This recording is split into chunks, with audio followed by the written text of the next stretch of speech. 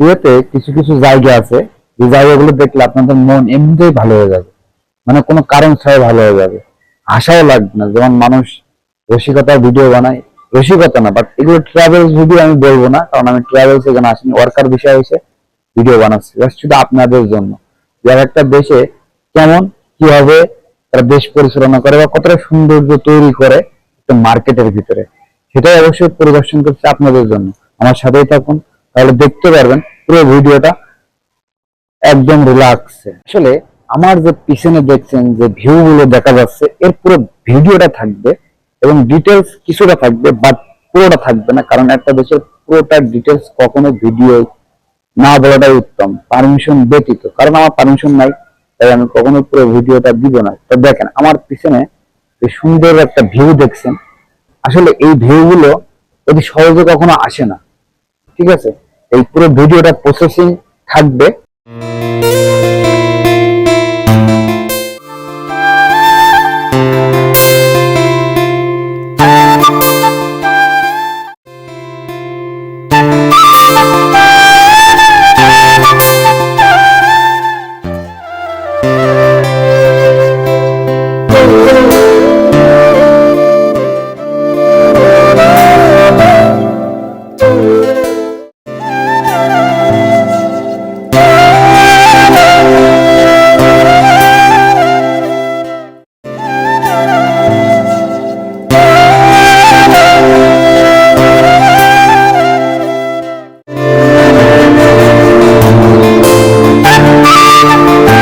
আসলে ঠিক এমন কিছু কিছু স্থান অবশ্যই আছে, যেটা আপনাদের দেখানোর চেষ্টা করছি। কি বলবো, ভিডিওটা শেষ পর্যন্ত না দেখলে এখন মজাই পাবেন না। আসলে প্রত্যেকটা দেশের সৌন্দর্য হয় মার্কেট বা কোনো প্রতিষ্ঠান বা প্রশাসন, এইগুলো পরিচালনার কারণে অনেকটা সৌন্দর্য বেড়ে ওঠে।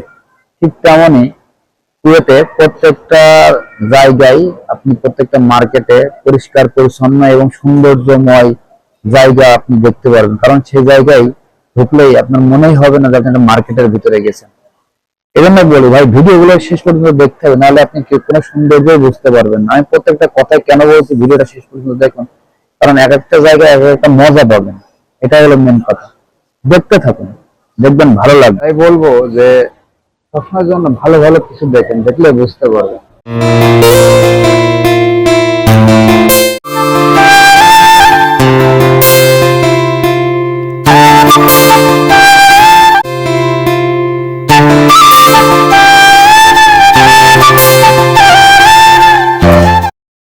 আপনাদের আগে দেখতে হবে, বুঝতে হবে আসলে পারমিশন আছে কিনা। পারমিশন ব্যতীত ভিডিও বানানো অনেক সমস্যা, অনেক রিস্ক।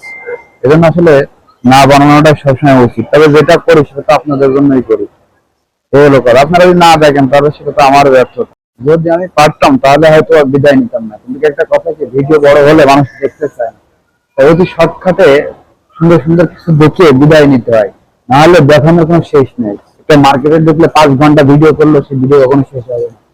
সবাই ভালো থাকেন, সুস্থ থাকেন এবং আমার জন্য দোয়া করবেন। আল্লাহ হাফেজ।